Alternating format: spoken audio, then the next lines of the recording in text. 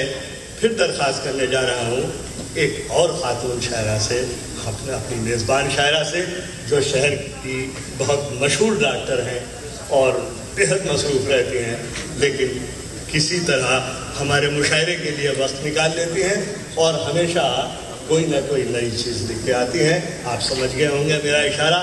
Doctor شگفتہ ریاض سے درخواست کر رہا ہوں۔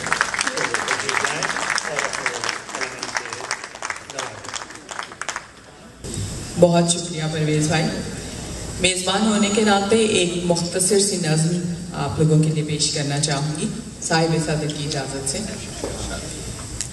نظم کا عنوان ہے ڈاکٹرز کلنگ۔ Doctors killing. ہم نے یوں عمر گزاری تھی، دن رات پڑھائی کرتے تھے، منزل کی دھن میں نیند کہاں، بس خواب بھرے تھے آنکھوں میں، اور ایک دعا ہاتھوں میں شفا دے اے یا رب۔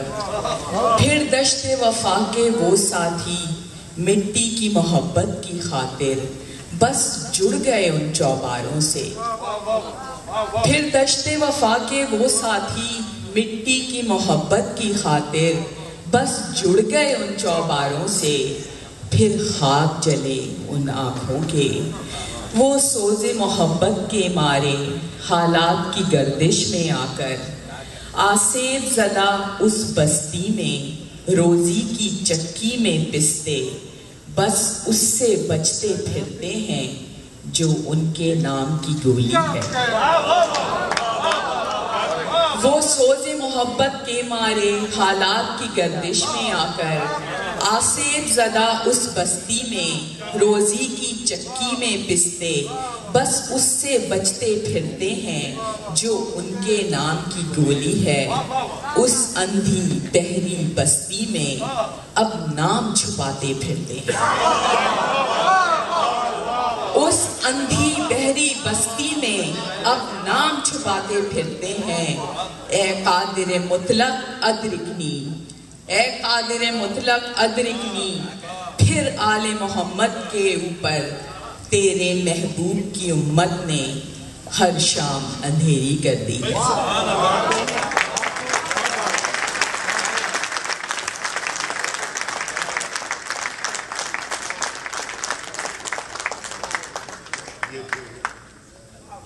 ڈاکٹر شگفتہ نقوی، اور ایسے ہی سنجیدہ موضوعات پہ یہ ہمیشہ لکھتی ہیں، اور سچی بات یہ ہے کہ جو کچھ ہو رہا ہے اور جس طرح سے ڈاکٹروں کو قتل کیا جا رہا ہے، اس قوم کی محروموں کو کیا کہا جائے جو اپنے طبیبوں کو، اپنے مسیحا کو۔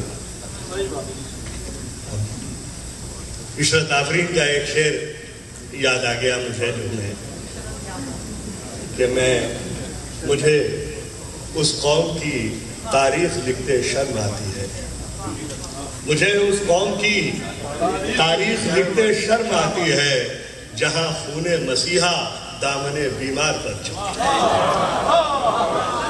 مجھے اس شہر کی تاریخ لکھتے شرم آتی ہے، جہاں خون مسیحا دامن بیمار پہ چمکے اور مضبوط۔ میں بھی کچھ زیادہ جذباتی ہو جاؤں گا تو